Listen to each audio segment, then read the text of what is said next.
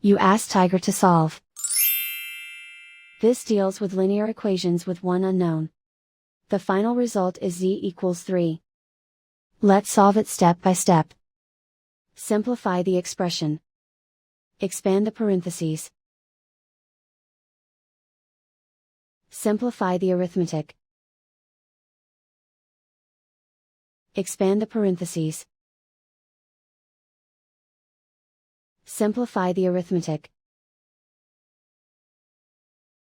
Group like terms. Simplify the arithmetic. Group all z terms on the left side of the equation. Subtract 2z from both sides. Group like terms. Simplify the arithmetic. Group like terms. Simplify the arithmetic. Group all constants on the right side of the equation. Add 5 to both sides. Simplify the arithmetic.